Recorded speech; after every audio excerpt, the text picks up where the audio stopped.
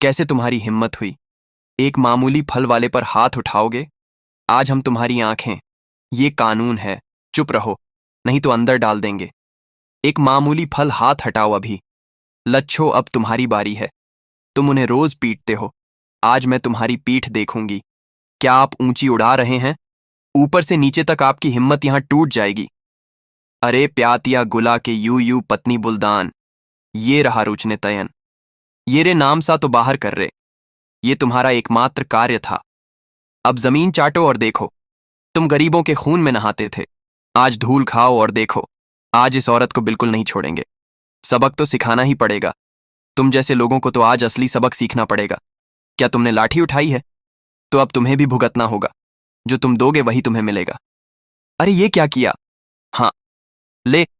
अब कुछ देर पहले जो अपनी ताकत दिखा रहे थे, अब धूल छाट रहे हैं। मैंने तुम्हारी वर्दी देखी, लेकिन मैंने तुम्हारा जुल्म भी देखा। कौन आ रहा है? इतनी बड़ी फौज क्यों? शायद कोई आज आ रहा है जिसे देखकर तुम्हारी भी जुबान जमीन पर गिर जाएगी।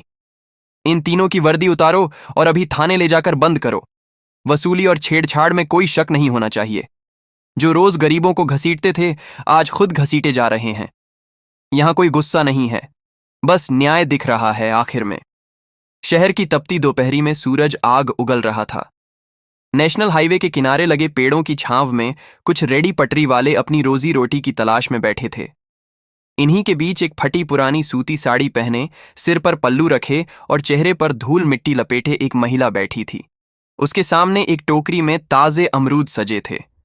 यह कोई साधारण गरीब महिला नहीं, बल्कि जिले की जिलाधिकारी डीएम शिवानी थी।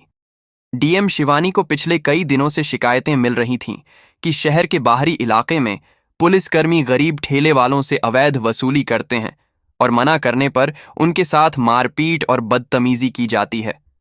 शिवानी जानती थी कि अगर वह लाभ लश्कर के साथ आएंगी तो सब कुछ ठीक मिलेगा। इसीलिए उन्होंने खुद एक अमरूद बेचने वाली बनकर सच्चाई का पता लगाने का फैसला किया। दोपहर के करीब 2 बज रहे थे। तभी दूर से एक पीसीआर वैन आती दिखाई दी। वैन रुकी और उसमें से 3 पुलिसकर्मी उतरे। उनकी वर्दी के बटन खुले थे और चेहरों पर सत्ता का घमंड साफ झलक रहा था। पुलिस की गुंडागर्दी? ओए, आज का हफ्ता निकाला कि नहीं? सबसे आगे चल रहे हवलदार ने एक बुजुर्ग फल वाले को लात मारते हुए पूछा। बेचारा बुजुर्ग हाथ जोड़कर गिड़गिड़ाने लगा। साहब, आज बोहनी भी नहीं हुई, कल दे दूंगा। पुलिस वाले ने उसका तराजू उठाकर सड़क पर फेंक दिया। इसके बाद उनकी नजर पास ही बैठी शिवानी पर पड़ी। शिवानी खामोशी से यह सब देख रही थी। उनकी आंखों में गुस्सा सुलग रहा था। मुख्य सिपाही, जिसका नाम बिल्लू था, शिवानी के पास आया और गंदी नजरों से देखते हुए बोला, नया माल है क्या? शहर में धंधा करना है तो टैक्स देना पड़ेगा और सिर्फ पैसों से काम नहीं चलेगा। उसने बदतमीजी की हदें पार करते हुए शिवानी के कंधे पर हाथ डालने की कोशिश की। जैसे ही उसका हाथ शिवानी की तरफ बढ़ा, वहां सन्नाटा छा गया। बाकी रेडी वाले डर के मारे कांप रहे थे, लेकिन शिवानी की आंखों में डर का एक कतरा भी नहीं था। जैसे ही उस सिपाही का हाथ शिवानी के करीब पहुंचा, शिवानी ने बिजली की फुर्ती से उसका हाथ पकड़ा और उसे पीछे की तरफ मरोड़ दिया। सिपाही दर्द से चिल्ला उठा। तमीज से बात करना नहीं सीखा। शिवानी की आवाज में अब एक अधिकारी की कड़क थी। बाकी 2 पुलिस वाले यह देखकर आगबूला हो गए। तेरी यह मजाल एक मामूली फल वाली पुलिस पर हाथ उठाएगी? एक सिपाही लाठी लेकर शिवानी की तरफ झपटा। शिवानी ने पलक झपकते ही नीचे झुककर उसकी लाठी छीनी और एक जोरदार लाठ किक उसके पेट में जड़ दी। वह सिपाही कई फीट पीछे जाकर गिरा। अब तीसरा सिपाही अपनी बेल्ट निकालने लगा, लेकिन शिवानी रुकने वाली नहीं थी। उन्होंने दौड़कर एक ऊंची छलांग लगाई और हवा में उछलकर फ्लाइंग पंच, एक जोरदार घूंसा उसके जबड़े पर मारा। वह वहीं ढेर हो गया। तीनों पुलिस वाले जो कुछ देर पहले गरीबों पर रब झाड़ रहे थे, अब धूल चाट रहे थे। असली पहचान का खुलासा तभी पीछे से डीएम की सरकारी गाड़ियां और पुलिस कप्तान एसपी की गाड़ी वहां आ पहुंची। भारी फोर्स को देखकर वहां मौजूद लोग दंग रह गए। शिवानी ने अपने चेहरे से धूल पोंछी और सिर से पल्लू हटाया। एसपी ने पास आकर सैल्यूट मारते हुए कहा, गुड आफ्टरनून मैम। ये सुनते ही उन तीनों पुलिस वालों के पैरों तले जमीन खिसक गई। उनकी सिट्टी पिट्टी गुम हो गई।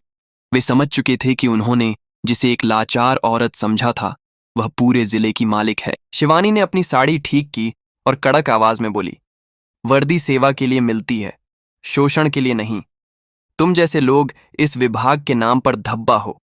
शिवानी ने बिना एक पल गवाए वहीं खड़े खड़े आदेश दिया, इन तीनों को अभी के अभी सस्पेंड किया जाता है। इनके खिलाफ न केवल विभागीय जांच होगी बल्कि छेड़खानी और जबरन वसूली की एफआईआर भी दर्ज की जाएगी। इन्हें हवालात में डालो। उन तीनों को घसीटते हुए पुलिस वैन में डाला गया। सड़क पर मौजूद गरीब जनता की आंखों में खुशी के आंसू थे। आज उन्हें एहसास हुआ कि उनके हक की रक्षा करने वाला कोई बैठा है। शिवानी ने बुजुर्ग फल वाले का तराजू खुद उठाकर उसे दिया और कहा, बाबा डरिए मत, अब कोई आपको परेशान नहीं करेगा। क्या पुलिस महकमे के बड़े अधिकारी अपने साथियों के सस्पेंशन को बर्दाश्त करेंगे? क्या शिवानी को इस ईमानदारी की कोई कीमत चुकानी पड़ेगी? हाईवे पर सन्नाटा पसरा था। 3 पुलिस वाले जो कुछ देर पहले खुद को खुदा समझ रहे थे, अब जमीन पर पड़ेढ़े करा रहे थे। डीएम शिवानी की आंखों में अंगारे दहक रहे थे। उन्होंने अपनी साधी का पल्लू कमर में खोसा और अपने गनर की तरफ हाथ बढ़ाया। हथकद निकालो। शिवानी की कड्ढाक आवाज ने वहां मौजूद भी दें कि रोंगटे खद्दे कर दिए। सत्ता का नशा और हार हवलदार बिल्लू, जिसने शिवानी पर हाथ डालने की जुर्रत की थी, खून थूकते हुए खद्दा हुआ। वह अभी भी अपनी हार मानने को तैयार नहीं था। मैडम, आप ये ठीक नहीं कर रही। हमारी पहुंच ऊपर तक है। एक मामूली सादी पहनकर आपने हमें मारा है। इसकी कीमत आपको अपनी नौकरी देकर चुकानी होगी। शिवानी उसके करीब आई। उनकी ऊंचाई बिल्लू से कम थी, लेकिन उनका व्यक्तित्व पहाड़ जैसा लग रहा था। उन्होंने बिल्लू का कॉलर पकड़ा और एक जबरदस्त तमाचा उसके गाल पर छा। नौकरी की फिक्र उन्हें होती है, बिल्लू जो तलवे चाट कर कुर्सी पाते हैं। मैं यहां जनता की सेवा के लिए हूं, तुम जैसे भेदियों को पालने के लिए नहीं। शिवानी ने उसे धक्का देते हुए कहा। तभी जिले के कप्तान एसपी अपनी गाड़ी से उतरे। उन्होंने नजारा देखा। 3 पुलिसकर्मी घायल और डीएम साहिबा गुस्से में। एसपी ने तुरंत अपने मातहतों को आदेश दिया, इन तीनों की वर्दी उतारो और इन्हें इसी वक्त थाने ले जाकर बंद करो। इनके खिलाफ धारा 34 पीआर छेद दिखानी और 334 जबरन वसूली के तहत केस दर्ज करो। जब उन तीनों को घसीटकर वैन में डाला जा रहा था, तब हाईवे पर मौजूद रेहद्दी पटरी वालों ने तालियां बजानी शुरू कर दी।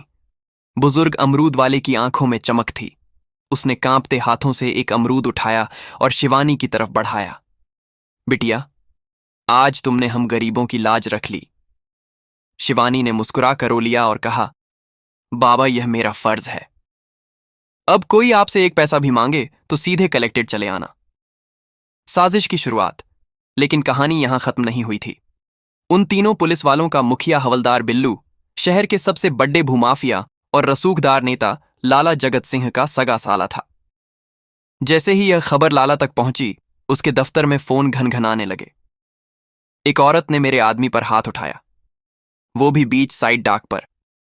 लाला ने अपनी महंगी सिगार का धुआं छोड़ देते हुए कहा, लगता है नई डीएम को शहर के कायदे पता नहीं है।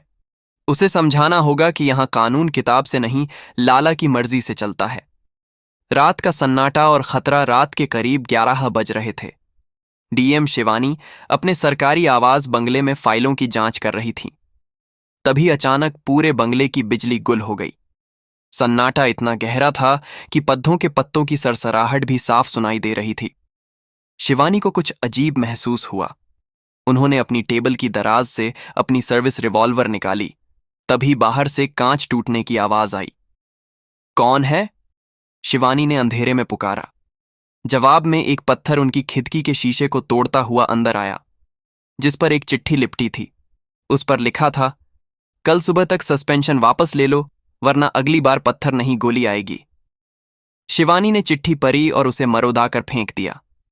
उन्होंने अपना फोन उठाया और एसपी को मैसेज किया, कल सुबह 10 बजे लाला जगत सिंह के उन अवैध गोदामों पर बुलडोजर चलेगा जहां से यह गुंडे हैं। एफ तैयार रखिएगा। कौन है वहां? शिवानी समझ चुकी थी कि लड़ाई अब सिर्फ 3 सिपाहियों की नहीं, बल्कि उस पूरे तंत्र की है जो गरीबों का खून चूस रहा है। उन्होंने अपनी टॉर्च जलाई और अंधेरे में ही अपने अगले कदम का नक्शा तैयार करने लगी। क्या शिवानी लाला जगत सिंह के साम्राज्य को हिला पाएंगी? क्या अंधेरी रात में उन पर कोई बड़ा हमला होने वाला।